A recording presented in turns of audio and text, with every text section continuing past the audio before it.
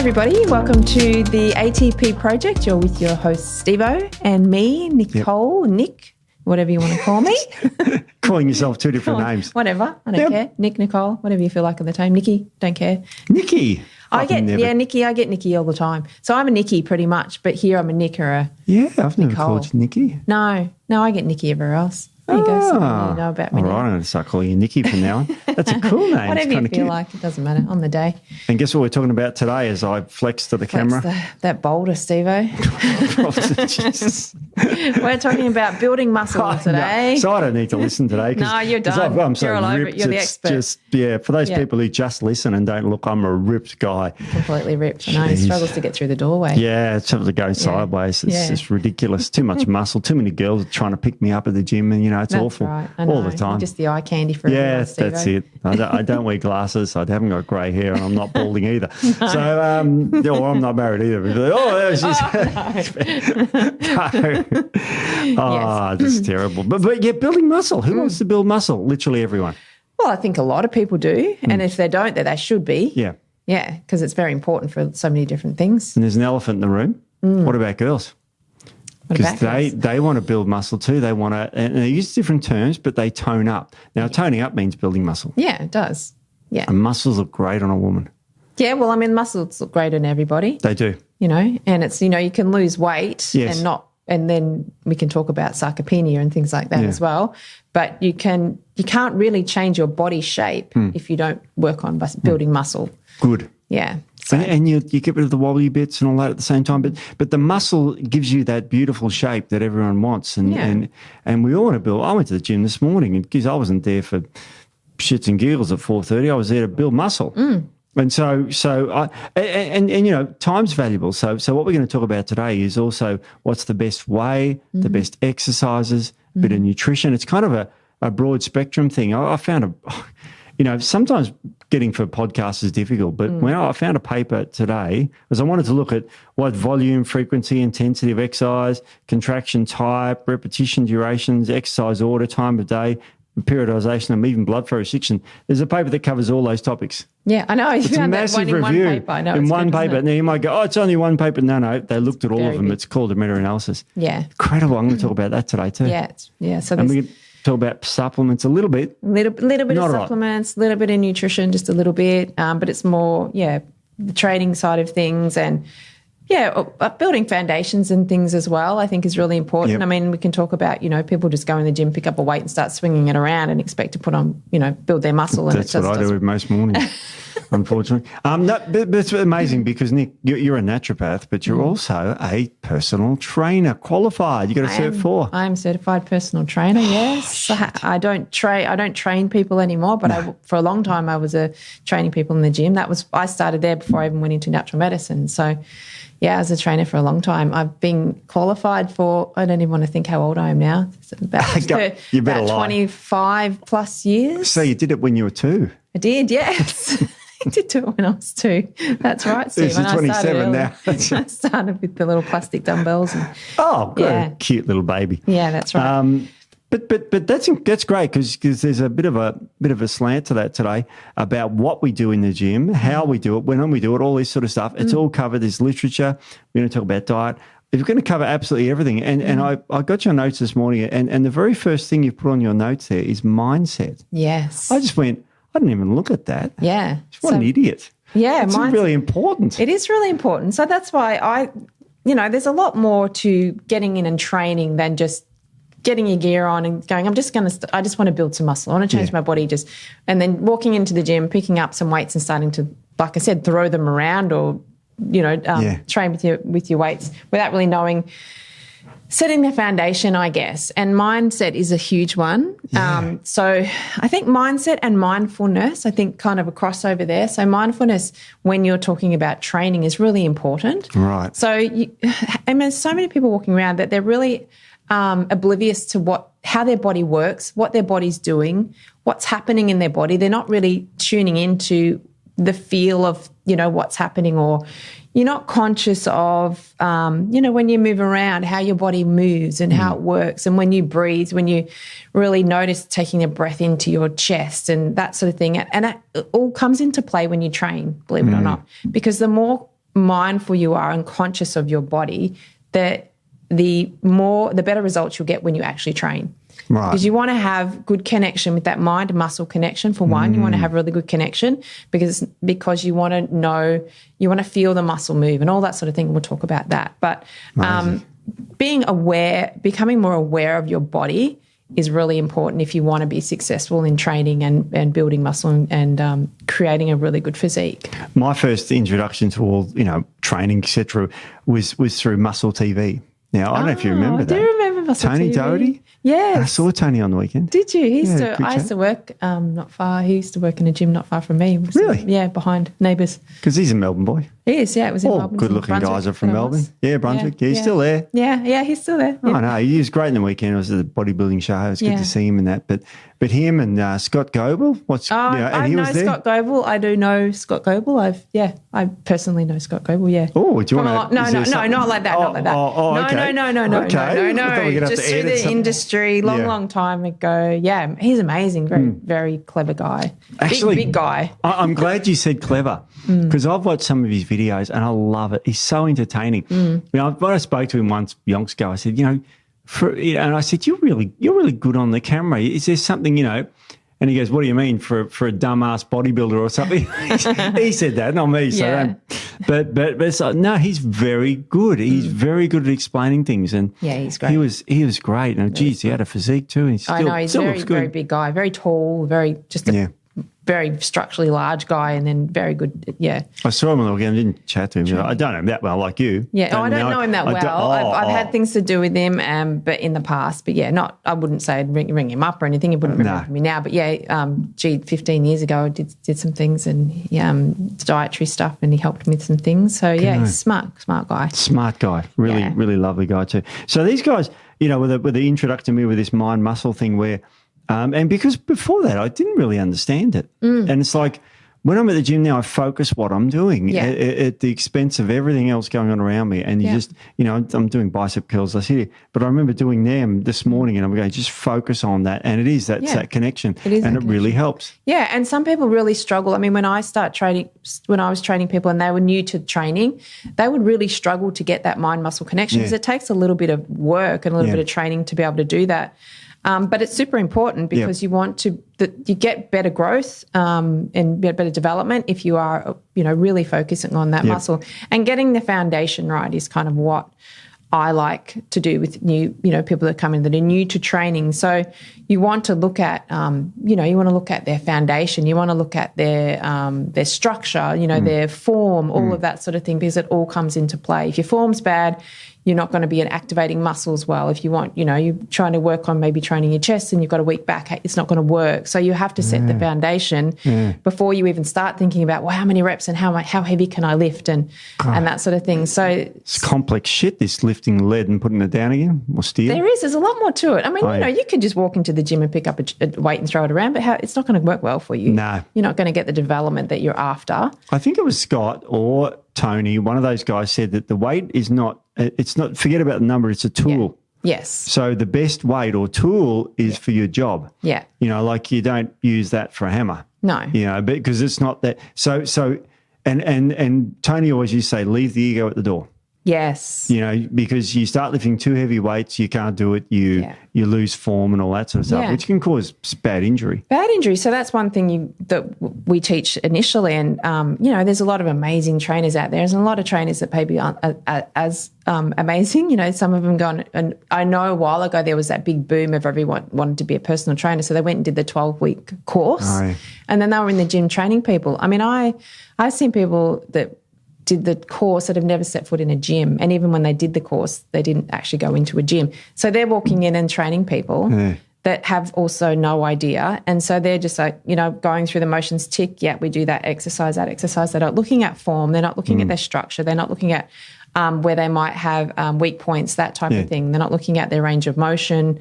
So they're all really important things. So the first thing is form more than anything. I mean, you can't build good quality muscle if you have poor form. Because I said you need to be able to activate muscles effectively. If your form's bad, one, you won't activate your muscle well, and two, you're more prone to get injuries. Yeah. And that's the big thing. And if you get injured when you're first starting, you're not going to want to go back and do it. Great idea. And I hurt my back with bad form once yonks ago, and pulled muscles in my back because I was doing bicep curls with the belt, with the bar. Yeah. And I could, and I was getting towards the end of it, and you get fatigue. And then I did a big swing. Yeah. Like, is everyone under? I don't know if they're listening, they can understand, but you lean forward to get the leverage and use your back to lift the bicep muscle, which I doesn't. And I did it just. I don't know, I was stupid or egotistical, trying to impress a girl or something. I don't know what I was doing either. But I got tore muscles in my back and it bloody hurt. Yeah, it's terrible. And then you're out for a while and it causes all sorts of problems. So that's one thing you want to really look to. So posture and form is really important. But so that's the start. But before that, you want to work on that mind-muscle connection because you want to get your form right, but you need to feel the muscles and you need to feel the tension and you need to feel the stance. So say you're doing a bent over row, like a barbell row. Yep. When you're not just bending over and pulling the bar back, you're bending over and you're making sure your glutes are engaged, your back's straight, your abs are engaged. You've got your lat muscles switched on, all of that sort of things. And that comes back to being aware of the muscles and whether the muscles are engaging or not. So, and that can be kind of a hard thing for people to kind of connect initially. Oh, it is. And this is where personal trainers are good for. And you see them in the gym and they'll actually touch the person's muscle. Yes. So they're conscious, that's the muscle. And it really does seem to help them. That's a great way to do it. So that's really important. But I guess, look, muscles, as we said, they look great. Yeah. They look great. The summer's coming up and we're all going down to the beach in our bikinis. Well, I am. So I saw you got your hot pink bikini online there, Steve, this morning. So you ordered that. I have, Beck, the wife, I do buy her bikinis too online. And so it's a bit sus. Yes, bikinis. Well, that's true. Steven, jeez. Always wonder about that. But, it's just a bit dodgy. Just dodgy. That's right. I know you always tell me that you're buying for Beck, but maybe you're not. Yeah, most of them are. Most of them, okay. Just summer for me. Just that one, what is it, the mankini. Mankini. Now you're talking like Borat with the green that's right, the sling thing that went up his... Anyway. Exactly, yes. But apart from looking hot, why is muscle important? Like what we actually need it for our health, don't we? Yeah, muscles is incredibly important. So it's basically the more muscle we have, the more metabolically healthy we are. So it controls, metabolic function, it regulates our blood sugar, body composition, ability to break down, our macronutrients. We have to have a good amount of muscles. As we get older, the more muscle we have, the less inclined we are to have an injury. One to fall when we're older. Because we have more musculature helps us with our balance. And if we do fall, we're less likely to break something. And if we do, we're going to repair a little bit easier than say some people will break a hip when they're older. And that can be what causes them to, die.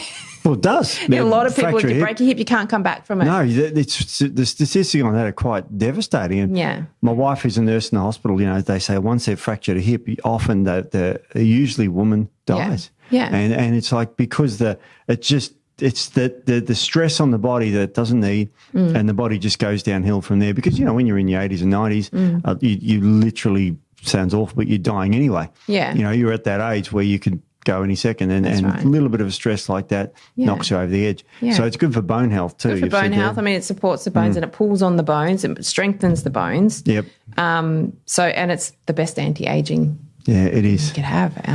It's almost. And the muscles there's two sort of I don't know factors with muscles. There's size and strength. Yes. Yeah, you want to talk about that because that's interesting dichotomy. It is interesting. So there's something called hypertrophy, which is muscle growth. So that's growing bigger muscles. And then we have strength. So you can have big muscles and not be strong. So, you see a lot of the big bodybuilders that get around. Well, they're not the big beefy guys. They get around and they're actually not that strong. No. They've just got these inflated muscles. Yeah. So, training for hypertrophy doesn't mean that you're going to necessarily get really strong. Yeah. You can have both, so you can have strength and hypertrophy, and then you can be trained for strength, but not actually growing big muscles. So you can see a lot of people are getting around that aren't super huge, but they have incredible strength. Oh, can I tell you about one of my funniest things that I watch on the phone, YouTube things, whatever, I don't know, it's Instagram or something. I follow a guy and it's just making me laugh. It's just, it's comedy stuff. Yeah. But it's this guy, he dresses up as a cleaner. I've started following him. He's amazing. Yeah. So I didn't even, but that was not rehearsed. No, that wasn't rehearsed. Anatoly's name is, and he's a, I'll say dorky cleaner. Yeah. And he's got a beard and so he walks puts in. his little disguise he's got overalls on and he's skinny. He's short. Yeah, he looks quite skinny. And he's going around mopping the floors of the gym. Yeah. There's these massive guys with massive muscles doing this, just say deadlifting, over 200 kilos. And he comes in and says, oh, Scuzzy. He's got a terrible accent. Brings his mop in like he's cleaning under them. And he goes, good. And he's trying to clean under the weight. And he goes, oh, Scuzzy, can I just clean here? Yes. And so he moves the weight? Grabs the weight, picks it up and walks off with it. And just walks off one-handed sometimes. Yeah. And he's incredibly strong. Very, very strong. But because these big muscly guys barely can pick this thing up and he's just moving it to clean it. Yeah. I think it's hilarious. It's gold. Yeah, it's gold. So, I mean, that just shows that you don't have to have huge muscles to be incredibly strong. Because he's weedier than I am, I think. Yeah, I mean, he's ripped because I did look at pictures of him. Oh, have you? Just from a body composition. Oh, from a body. Because that's what the industry I was in. So I'm I like looking at bodies for the composition factor. The composition factor. That's why I look at bodies. So I was curious to see whether, how ripped he was. That's why I look at girls in the bikinis because of the composition factor. Yes. That's right. No, it's true, Steve. It's Actually, true. Yeah, I've seen him with his shirt off too. He's very ripped, but he's not hugely huge. No. He's very... and then we can talk about muscle quality and muscle density is another interesting thing as you get older. Muscle maturity. You can tell the difference between someone who's quite muscular but very young muscles compared to someone who's been training a long time. The muscle is quality is quite different as well. God. So hypertrophy is growing muscle or increasing our muscle size, but it doesn't necessarily mean that we're not training for strength specifically. We're training to grow muscle. So it's a little bit different, and we can talk about how the training is a little bit different with reps and sets and rest periods and things like that. So that's you want to establish what is your goal in training. Is it to get stronger? Is it to increase your muscle mass? Is it to do both? So that's because that's going to dictate how you're going to train. Yeah, if you're a carpenter and you want to get strong because you're lifting wood all day like one of my mates, you want to be strong. Yeah. You don't necessarily want big muscles. Yeah. But it never hurts. Yeah. But you want to be strong so you don't do an injury or something. That's right. Yeah. But if you're going into a bodybuilding show, you don't give a shit about your strength. No. But there was one of the great bodybuilders of all time that I looked up for this podcast. Good old Ronnie Coleman. Love him. Yeah. And Rich Piano, he's a famous guy that was the most extreme bodybuilder allegedly to ever walk. He did everything to grow big. When we read about him, my God. Oh my God! It says, but Ronnie was great because, just the extreme weights that he did in especially early 2000s, where he'd lift and squat 400-500 kilos, a stupid amounts of weight. Yeah. But he was huge and literally probably one of the best bodybuilders of all time. He was strong and big. Yeah. And the amount of food he used to eat. It's the next level, wasn't it? I mean, to have to take out a loan just to pay your food bill every week. I went through and it's like 20 ounces of, now, I don't know if people know what an ounce is, but 20 ounces is over half a kilogram. And he'd regularly eat 20 ounces of chicken and turkey and it's over half a kilogram. For one meal. What did he eat? He had for breakfast, was that him, was that Ronnie, that had 4 packets of oats and 12 eggs or something? Yeah, 12 egg whites. Yeah, 12 egg whites and 4 packets of oats for breakfast. And they didn't measure how much protein he had, but do you remember the description? It was a comical amount. That was the measurement. People might have 1 or 2 and he'd just have a comical amount, would be 6 or 7 scoops of protein powder just to... Yeah, but imagine that comical amount. I just love the description. Yeah, I know. But he'd eat over 500 grams of protein every day. Yeah, that's right. And we'll talk about the amounts of protein that you should take in every day. I mean, and everyone has their own opinion on this, so it's quite variable. I've got some more opinions here. So what are the best ways to build muscle? Because we all want to build it. I don't give a shit about strength. I just want to look good. You just want to look good, yeah. My mankini. Your mankini. So if we're looking at hypertrophy. Yep. That's what we're looking at. we're looking at hypertrophy. So we want to work out, well, first of all, what I go back to is make sure your foundation is correct. So make sure that you're learnt about your form, make sure that you're getting your mind-muscle connection. I mean, even to the point where I'm extreme with everything, like, because I just me, but I'll walk around. You used to be a body sculptor. I was a body sculptor, yeah. Is that term still used today? I don't know. I mean, it was a while ago. I don't know if it's a class anymore. So it used to be bodybuilding, female bodybuilding, female body sculpting, and then bikini. So there's only three categories. So I think that the body sculpting is probably equivalent to, I don't know, I'm going to say fitness model type class. Fitness, you have to be quite good muscle definition, abdominals. Like I think bikini still, I don't know what the classifications are, but you can't have abs, you can't have defined muscle as a bikini. Yeah, you can't. Kind of thing. Bikini is just sort of looking good in a bikini. Yeah. So, and then fitness model, they're much more muscular. So what do they wear on stage? Do they wear fitness gear or?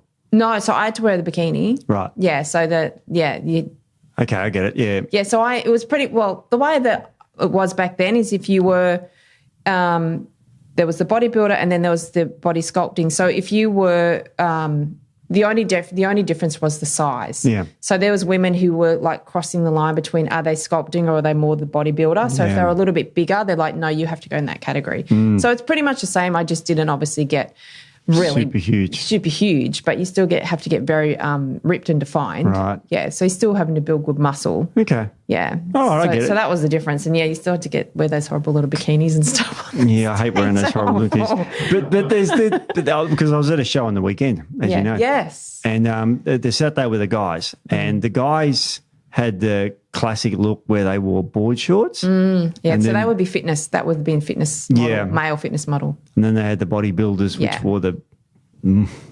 budgie smugglers. I don't know what to even call them. They're like G-strings, though. It's kind of... Yeah, well, they have to show everything. We weren't allowed to wear G-strings. I don't know if they're even allowed to wear G-strings now. We weren't allowed to wear a G-string. You had to wear like a three-quarter bottom. Oh, no, so these are pretty G, the ones I saw on the weekend. So we weren't allowed to. It was a little bit distracting. Not that I was looking at their bums. I don't look at girls' bums. Well, no, but I look at their glutes. Not so much looking at them, but I look at their glute development.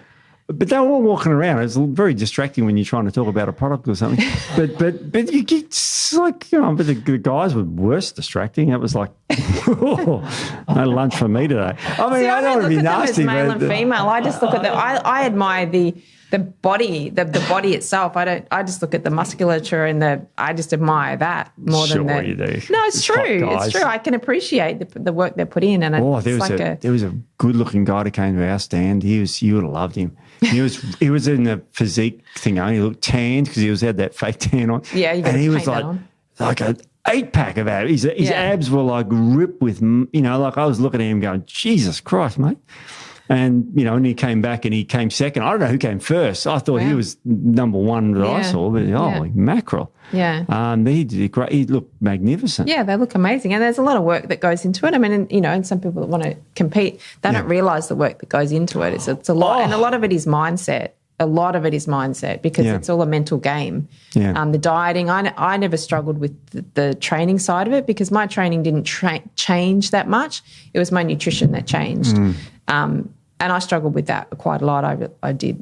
The nutrition side I find is hard. So it's very much a mental game. So you've got to admire people that can get to that level and get up on stage because there's so much work that goes into it mentally apart from anything else. So yes. Remarkable. Yeah. But let's give some people some examples of how to grow the muscle. Come on, let's get into this sucker. Yes. Because this is what people are here for. Yeah. So I mean, if you're looking to, as we said, you're looking for hypertrophy, so you're looking to grow the muscle size, not so much the strength.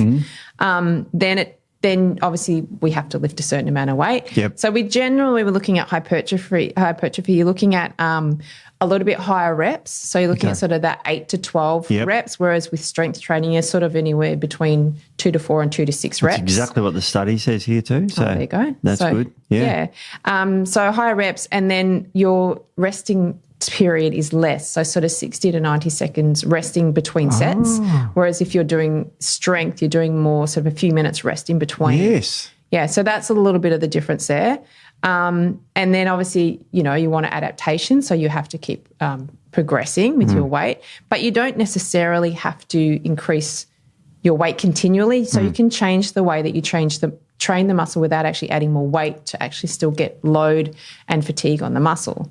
And fatigue on the muscle, that when I was reading these studies on it, that's what they all talk about. Yeah. It's about going to pretty much where you can't do anymore. Yes. So again, strength and hypertrophy is a little bit different. So strength, you want to go to complete fatigue. Yeah. Whereas hypertrophy, you don't necessarily have to go to all out fatigue, so long as those last few reps are really challenging and you're really struggling to get them out. Yeah, that's the idea. It's the struggle. Yeah, it's a struggle, and it's the form. You got to hold your form. And that's the other thing. You see people in the gym and they're doing a bicep curl, for instance, and they're just doing this. They're not even activating their muscle. So. And that's where the weight comes in. So somebody might go, I'm going to load up my bar and I'm doing all this really heavy, but their form is terrible. They're not switching on their muscle. They're not activating and contracting the muscle effectively. Yeah. So they're not actually doing anything, not breaking down those muscle fibers.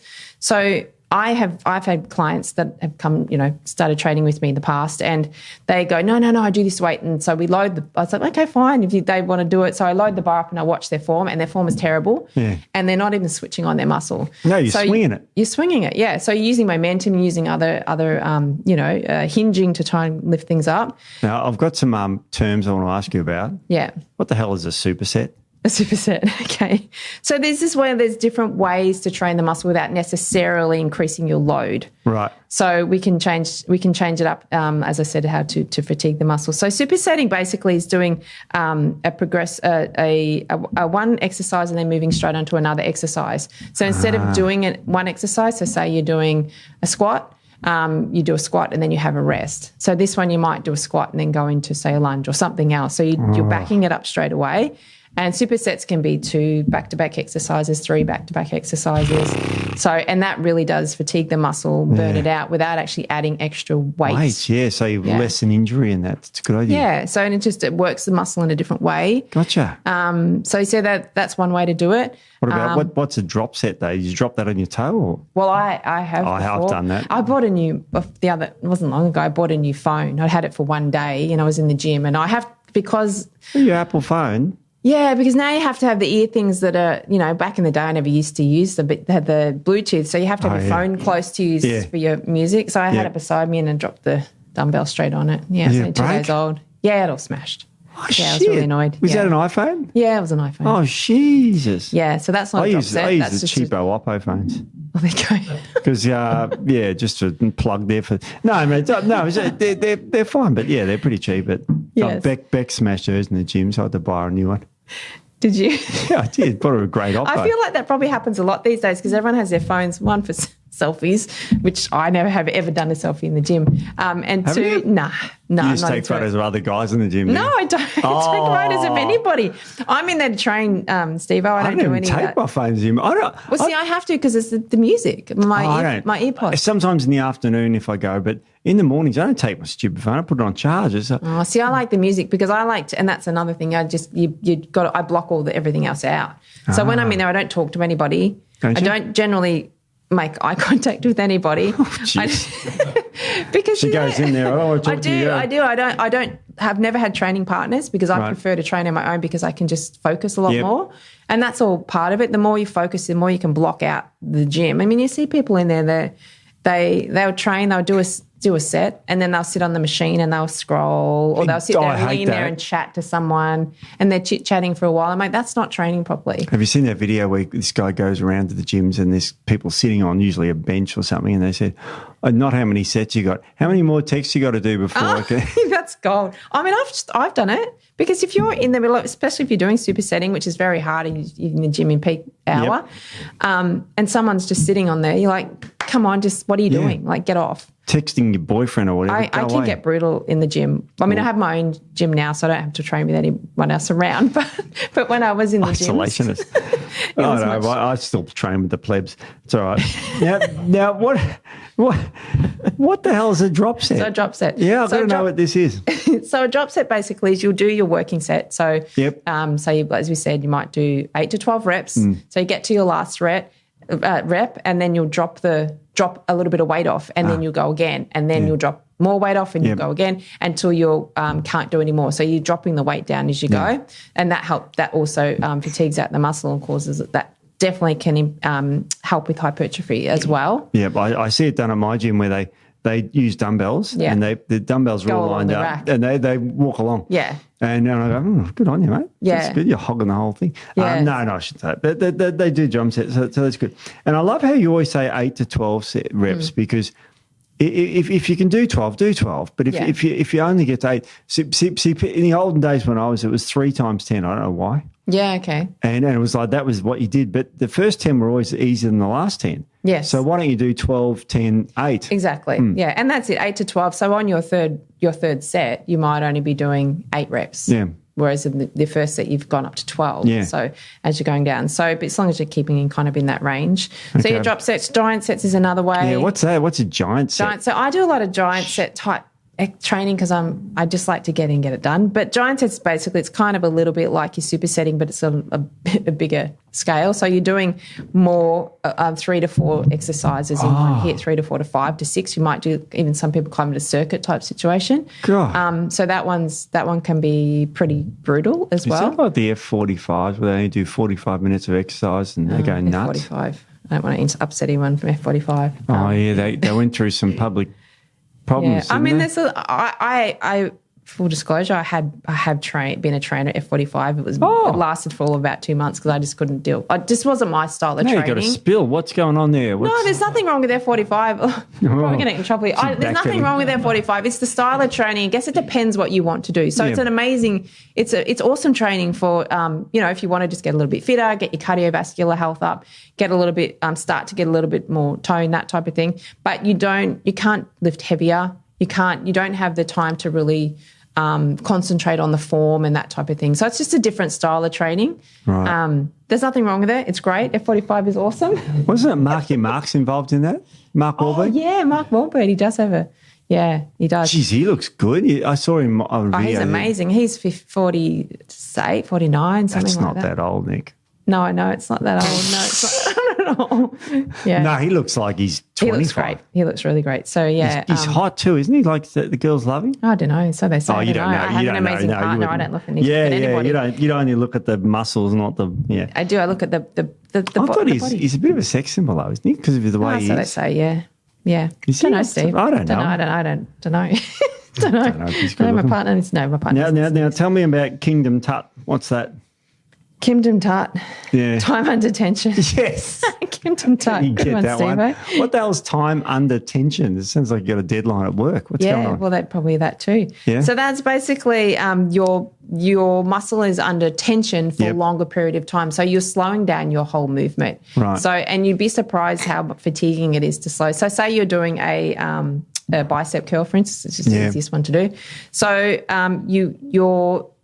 your rate is much slower. So on the contraction and extension, extension up and down, you're slowing it right down. So that tension is continuing. So if you're doing a normal bicep curl, generally your rate back up is quite fast and then really slow on the way down. Yep. So the time under tension just is extended. So you're just slowing down that whole rate of movement. And weirdly, all we're trying to do is damage our muscles in the gym. Yeah, exactly. It's sort of like without damaging the rest of the anatomy, you just want to damage the muscles. That's really good. Yeah, that's right. So there's just all different things that, like I said, will help to train the muscle if you can't increase the load specifically, or if you're not, you're building up to that.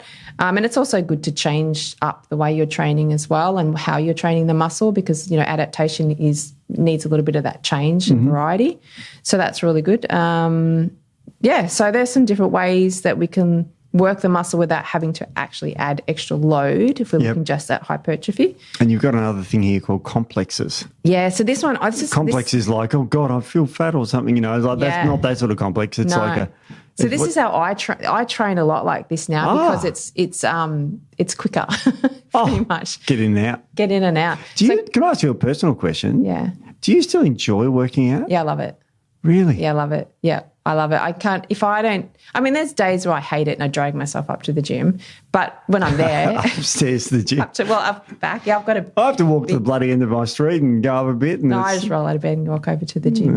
But only because I'm in an area where there's not a lot around. No. So I had to build my own gym because that was the stipulation of me moving there, that I had to be able to train. Oh, yeah. Now, again, another personal thing, you didn't train for a couple of days due to reasons. Yeah. And that almost killed you, didn't it? Horrible. I feel awful when I don't train. Yeah, so do I. It's very much, it's an addiction, but it's a healthy addiction. I think it's a healthy addiction. Oh, well, when I go camping, I always go for a morning run or something. I know, I do a little bit of running and I sort of explore the area. I use it as a bit of a reconnaissance. Like, what's around? I'm camping here somewhere. I've never been here before. And I just go for a jaunt in the morning. I love it. I mean, I train everywhere I go. And we could even talk about that. Some people say, I work a lot or I'm always away for something, and even with food as well.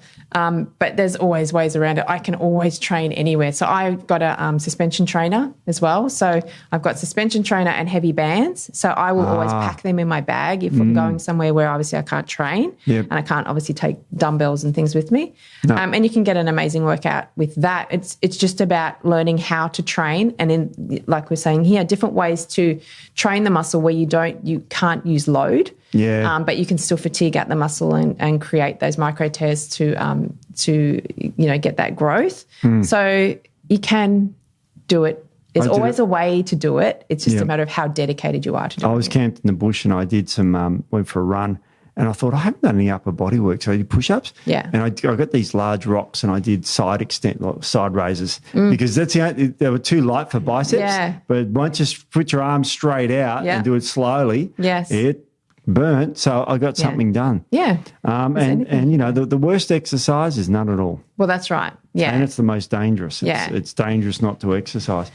Yeah, it is. So there's some different ways that we can look at training. Yep. Now, so with biceps, I'm going to do a bad example. You don't just do that, don't you? No. You don't just do the top part or the bottom part. Well, you can do 21s. Have you ever done 21s, Steve? What the hell's 21s? 21s. So that's when you do seven. You're training the top half of the biceps. You do seven reps. Then you drop down and you do the bottom half and 7 reps, and then you do 7 full reps. So it's 21s, and they burn like a they burn a lot. Burn a lot, yeah. Burn a lot. But yes, range of motion is really important. And you see this all the time in the gym for a lot of people. And a lot of people are great, but a lot of people you get in there.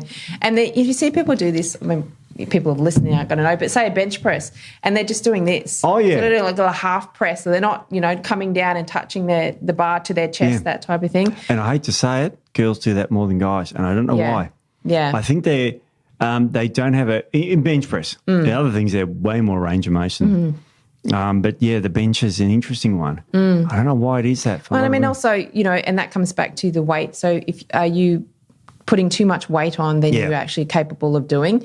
And I didn't say before, but when I had, people come in and I'd say, show me what you want to do then. And they'd do the weight and it was really heavy. And I say, okay, I halved the weight and then I got them to do it correctly and they struggled with that weight. So and they were lifting double that before, but they weren't doing it properly. Yeah. So they weren't recruiting their full muscle, all their muscle. They weren't going through the full range of motion because, obviously if you're just doing a bicep curl and you're just doing sort of that middle part where you are the strongest, then you're not going to be increasing the full strength of your entire muscle because obviously we can grow the muscle grows in different amounts as well. But full range of motion, so you're stretching that muscle completely and contracting it completely. So you're recruiting all those muscle fibers. That's really important when you're training. So, and a lot of people don't do that. And then it comes back to that mind-muscle connection. So you've got to think about, okay, when you're going to lift the weight, focus all your attention on that muscle. Yeah. And think about, and this is where it's really good to learn a little about anatomy and physiology if you want to really get into training.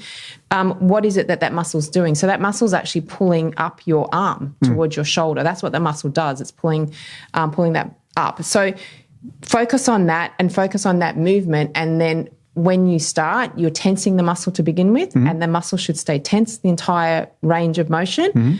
And then focus on that and just visualize that muscle pulling your arm up. Yeah. A lot of people, and that's where that mind-muscle connection comes in. So, if you're just doing that and you're looking around the gym and you're focusing on other things, I've got to get this ready to go to work and all this stuff, you're not going to be focusing on the muscle. You're not getting the most out of each rep. So as I said, it's like every rep counts. Yeah. And the more you focus on each rep and the correct form and the full range of motion, the more you're going to get out of that instead of just wasting Absolutely. the time. Absolutely. No, it's really, really important that you do that. And there are other factors. And as I said to you, I found this study. I want to talk to you about it. Tell me about it. I'm going to have to read this. It's called Hypertrophy in older in healthy adults. Sorry, and it's an umbrella review, so it covers everything. It's published in Frontiers of Sport and Active Living, 2022. Resistance training variables for optimization of muscle hypertrophy. So umbrella review. So this is all about hypertrophy. What's the best way to do? And they categorize these 10 things, or 9 factors that you have to look at. And the first one is volume. And they looked at all the studies on volume. So how much should you train? And they quoted by saying, we recommended to prescribe 2 to 3 sets per exercise, covering at least 10 weekly sets per muscle group, while greater weekly volume does not seem to offer additional hypertrophy results. Isn't that interesting? Yeah. So as long as you're doing 10 sets for each muscle group each week, yes, they say that's enough to elicit hypertrophy. Yeah. Because they looked at people who did loads more, and while there was a slight increase, so if you're a Ronnie Coleman, you'll be in that 1%, but mostly 10 weekly sets at the right amount is really important. And then they looked at the frequency, like how often should you train? And they said, although the modification of this variable does not directly influence hypertrophy gains, significant effect favouring higher frequencies was observed when volume was not equated. Therefore, training frequency can be used as a tool to modify the overall weakening training volume. In other words, it's personal. You could go to the gym like Rich Piana and did 8-hour arm of exercises for 8 hours. Now, I mean, once a week. Yeah. But most people don't do that. No. So they'll go and do arms 2 or 3 times a week. So it starts to fit into that groove of going 2 to 3 times a week. And then they look at the variable of intensity. The choice of light, heavy loads can be made depending on the characteristics of the subject, although always reaching or close to failure is the important thing. So the weight's irrelevant. Yeah. As you correctly pointed out before, it doesn't matter to as long as it goes close to failure. Yeah. So as you correctly point out. Yeah. The other one was contraction type, which is concentric or eccentric. Yeah. And they both are good. But here's the weird thing. They found that you got much more muscle damage on the downward movement. Yes, because that's when your muscle is weaker. That's the weaker part. So, so pulling up is much easier than dropping down. And it's same with other parts as well. So with the chest, so the pushing up is the strong part and the coming down is the weaker part. So, And so the coming down part on the bench press is more important. So when you see people and they'll push it up and then they'll just sort of drop it down. Yeah. You don't drop it. You have to go slower. Yeah. And that's important. And then they did the repetition duration, and you're correct again when you said before. It seems to be appropriate for hypertrophic adaptations such as half to 8 seconds. But they don't recommend you go longer for 10 seconds. So don't do 10-second bicep curl. Yeah. So, but you can do it for a few seconds. So about 5 seconds seems to be really good. Yeah. Interesting. Yeah. And then they looked at the time of day. When's the best time of day to exercise? This is a bit of a contentious kind of thing for some people, isn't it? They addressed there was no evidence in favour of a specific time of day, morning or evening hours, for hypertrophy adaptations. But they did say it comes down to the personal preference. Yeah. So as long as you get to that damn gym. Now, I think you're a morning person, aren't you, with exercise? I train early and I train fast. I do weight training fasted. Yeah. A lot of people can, a lot of people can't. Yeah. So, and it is purely comes down to what works best for you. Yep. I mean, I know I just can't train in the afternoons. I don't have, my energy is just not there. And my focus isn't there either, whereas first thing in the morning it is. So some people, they go much better in the afternoon. So you need to go with what works for your body, your physiology. Yeah. I mean, absolutely correct. So whatever works for you. Again, the periodization. So it comes down to there was no no reason to how often you go, how long, as long as you get the sets done. Yeah. So that's important too. And the last thing I think was that was an interesting one where they did the blood flow restriction. You know, they cut the blood. Oh, okay. Tell me about that one, because this one's interesting. I'll read it out for you. It says, it seems appropriate to use this technique in widely experienced subjects or those who cannot use heavy load, i.e. injured athletes. Isn't that interesting? It's an interesting, look, I looked into that a little bit. I'm of the opinion, and a few people are, that it can be dangerous. Yeah. And it's exactly what they said. You need to be probably very experienced at training to know how to do this, because it can cause, because you're essentially cutting the blood supply off. Yeah. So you need to be very careful about that. So, that's an interesting one. Yeah. It's an interesting one. So that was that paper. That was very interesting. Now, I want to ask you about, we should get onto nutrition for the last part of the talk. And I want to talk to you about it. Now, bulking. We're talking about hypertrophy. We're not talking about trimming down. No. So what do we need to eat? So, and this is probably the mistake more women, probably women make a lot more than men make, is not eating enough. So we need to eat if you want to grow muscle, we need to eat in a surplus. Right. And most women will be, or not most women, I shouldn't say that. A lot of women, probably that are just starting out, think that they want to lose weight. So they will just eat less calories, but you can't do that if you want to build. Yes. So if you want to build something, you have to feed it. Yeah. So if you want to break it down, then you give it less. So we're talking about being anabolic. So anabolic is growth. So we got to feed it. And then catabolic is when we break down our muscle. So, and a lot of women I see are very catabolic. So you want to make sure that you're eating in a surplus, and then having enough protein. So protein is obviously the foundation for muscle development, and then our other macros, our fats and our carbohydrates are worked around that. But you want to get your protein levels spot on. So you need to have a comical amount of protein. Probably not a comical amount of protein. I still can't get over that. Yes, but no. That's probably the biggest thing, and I would say to first of all is eating enough. Yes. And a lot of women don't. Well, men not so much. They're happy to eat. Yeah. we eat like pigs. So how much to eat? I mean, you've got a number here of about 2 grams per kilo body weight. Yeah. The studies agree with that. Yeah, 1.8 to 2.2, somewhere around there, probably on the higher end. And obviously as we get older, we need more protein rather than less. I think we've spoken about that in the past. Yeah, you do. So even up to 60, 70, it could be up to 3 and 4 grams of protein per kilo body weight. That's fine. So I'm 70, what's that? I better round it off, 80 kilos. Mm-hmm. So if I have 2, that's 160 grams of protein. But that's not 150 grams of steak, is it? No, that's exactly right. So it's not a 150 grams steak. Yeah. It's 30 grams of protein. So 30 grams of protein generally for most animal proteins works out to be about 110, 120 grams of the actual meat or the chicken or that sort of thing. So, it's the actual protein.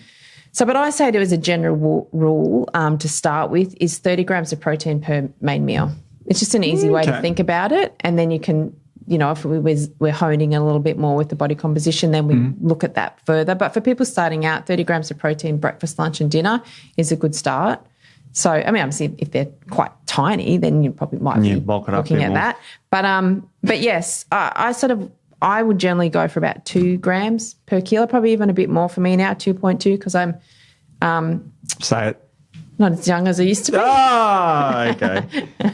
So, and particularly women, when they're getting to that perimenopausal and then particularly postmenopausal phase, they actually want to be increasing their protein quite significantly because muscle loss is accelerated postmenopausally, and obviously muscle is really important for postmenopausally for bones and all that sort of thing. All the girls listening to you now are going, but I'll put on weight. Oh, yeah, that'll. And I'll get fat. I mean, I think we've done in previous podcasts in the past, looked at studies where higher protein does not cause fat gain. Fat gain, yeah. So no, you're not going to put on weight. The protein itself is, so when you're looking at designing a meal, you want to get your protein right, and then you want to add in your carbohydrates to suit your goal, and then what's left over we do fats. So that's kind of a very basic way of looking at protein and how to construct a good macro balanced meal for your goal. Yeah. So, but no, just adding all that. The thing about extra protein is actually it's higher satiety. Yes. So people don't get as hungry, so they actually don't eat as much anyway. So a lot of people find that when they're increasing their protein, they don't have any issues with I'm hungry or I feel like I'm going to put on weight or all of that sort of thing. They actually just feel much better. Yeah. The other thing with protein you've got to be aware of is, are you digesting and assimilating the protein? So you can take in your 2.2 grams per kilo. Yeah. But are you even digesting that and breaking that down well? So you have to look at that as well. So if you're having issues with poor digestion, then it's irrelevant how much protein you're taking in. I've got a mate who's a professional bodybuilder, and he has disclosed this on his Instagram thing, but he suffers from Crohn's disease. Yeah, okay. And so he can't have any dairy protein. He has to have collagen protein. Yeah. And he talks about that. He's not sponsored by us in any way, shape or form. But you know, he's the guy that you know, he's actually had to overcome that challenge. And he's still a professional bodybuilder, 132 kilos. Yeah. And we can do it, and we've done digestive podcasts recently. So it's, you know, work on your digestion. So make sure that what you're taking in, your body's got to actually assimilate. Yeah. So we want to make sure. So that's really important when we're looking at taking protein as well. And what about carbohydrates? Do they play a role here? Yeah, definitely. So carbohydrates are really important. So, you know, some people say, oh, you know, I'm just going to go keto or low carb. And that definitely can work for some people, and some people it can't. But you need to replace the glycogen in your muscles, particularly after training. Yep. So you work your protein around your training. So in that sort of training window, so your muscles will uptake all that glycogen and utilize it. So, you know, if you're waiting 4 or 5 hours after you've trained to have your carbohydrates, it's not as effective as if you have it around the, you know, post-training. So, and then that's when I said you sort of just work your carbohydrate amount based on what is your goal and, you know, what works for you. So activity levels and all that sort of thing, what your body composition goals are. Right. Yeah, so... Now, we have to, the elephant in the room, just quickly, we're not talking about nutrition here, but protein powders, but where do they come in, and how would you recommend people incorporate them if they want to? Yeah, so I find protein powders really effective because, you know, if you are trying to get that extra protein in, and sometimes some people struggle to eat a bigger meal, I use protein, I use collagen, not just because I'm here, but I use collagen protein for all the other benefits, and I love it. Yep. But, you know, I always have protein in my protein powder because I have smoothies a lot for breakfast and things like that, and I always make sure I get my protein in a powder. Yeah. So it's really good for people who, one, you know, can't eat that huge that bigger volume of protein if they can't stomach it. You know, in between meals, if they need to up their calories or that type of thing, protein powders are really effective, and there's a lot of research on how well they work for muscle growth. Funny you should mention that. Well, look at that for a leading study Steve. Here. This is a great study. This is called The Influence of Specific Collagen, Bioactive Collagen Peptides on Body Composition and Muscle Strength in middle-aged men. They randomised controlled trial. What they did was they got 30 men in each group. They got a collagen group, placebo group, and a whey protein group. And they gave them the same amount of protein and made sure the diets were equivalent in protein. And they found that compared, and the placebo group did the worst. There's a shock for you. Shocker. But the results didn't reach clinical significance. But when it comes to muscle gain, the collagen was slightly in front. The whey was only slightly behind. Yeah. But you grew more muscle on the collagen compared to whey. And you get this thing about this, you know, whey's got the leucine, but there's other amino acids, you know, that also stimulate mTOR. So with this group that they followed them at the 12-week trial, they all, you know, they all had very interesting results here, but the collagen group was just slightly more. Didn't reach clinical significance. So you can say that collagen's at least as good as whey. Yes. Possibly better. Yeah. So you know, if you're worried about dairy and all that sort of gunk, then, you know, really, and remember, this is a randomised controlled trial. Yeah. They didn't know they were taking it. So it's very interesting that you could get that growth, you know, and muscle growth. And I think collagen, I mean, you know, whey is amazing, and it has a lot of really good research, and it is great for a lot of people. Oh, it works. But a lot of people really do struggle. A lot of the population I see, because it's, you know, in clinic, already have gut issues and things like that, and they struggle with the whey, with the gut bloating and the pain and that sort of thing. I find the collagen is very neutral, so it doesn't seem to cause any digestive issues, and so that's really good. And so long as you're having other proteins, the fact that it doesn't have the leucine in it, you make that up in your you know, your animal-based proteins that you're having throughout the day. So, and they've shown now that you don't need to have it all in one hit. You know, you can spread it out to the day. Interestingly, with this study, and I'm just looking at the results here, it's quite long, but the only one that reached clinical significance was fat-free mass. So it wasn't muscle mass because they did it, but fat-free mass increased dramatically in the collagen group compared to the whey protein group. But the muscle mass, these are figures, it went from 30.8 to 32.1, and that's the collagen group. And the whey group went to 30.5 to 31.2. There you go. So the collagen was in, but it didn't reach clinical significance between those two. But still, it was more in the collagen group. Yeah. Because the muscle's made of collagen. It's not Well, really that's rocket right. science. And it also is good for the connective tissues. If you don't have strong connective tissue, then your muscles, you get big muscles, then that you're more inclined to snap things. Yep. I did see, it was when you were talking before about the big guys and the extreme weights. Yes. There was a guy in a gym once and he was a really big guy and he was doing squats and I think he was doing something ridiculous like 300-400 kilo. I don't know. That's what I do every morning, yeah. No, it was leg press. Sorry, it was leg press.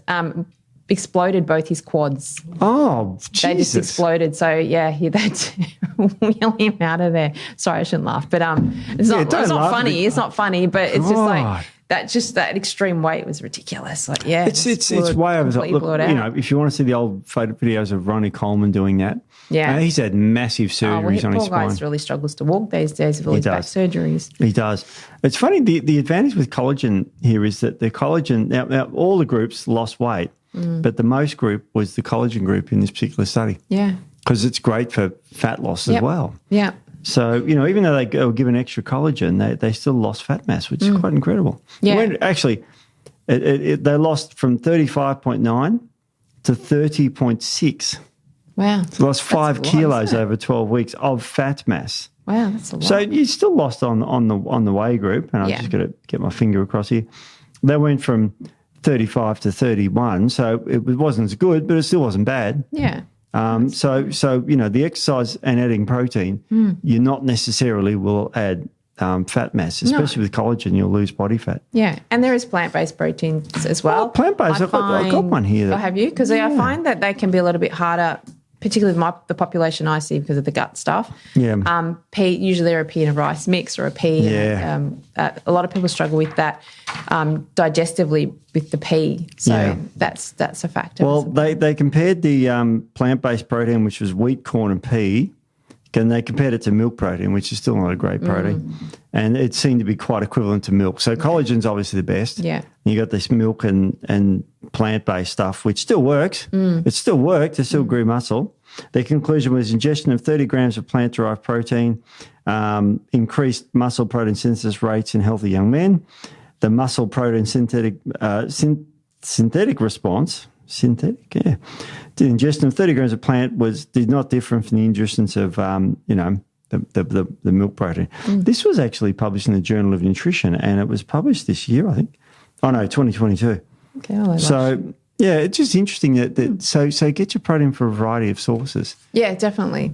Yeah, definitely get your protein. So make sure your protein's on point. And if you're trying to lose body fat, then you base your protein intake on your ideal weight. Yeah. So if you're 70 kilos, a 70 kilo female, and you want to be a 62 kilo female, you base your protein intake on 62 kilos. That's important. Not on 70 kilos. Yeah. So that's another little tip for you. And that's important, especially when you get hypermorbidly obese individuals. Yes. My friend's 181 kilos. He should be about 75. Wow. Yeah. Wow. So there's two of him. Essentially way more than two of him. Wow. I'm 77 kilos. He's slightly shorter than me. Yeah. I'm about the ideal weight, and he's way over double my weight. Wow. And he's shorter than me. Goodness me, it's going to hurt his joints and things. And he's my age. He went to primary school together, so he's a close friend of mine, but it's sad. He's very unwell. Yeah.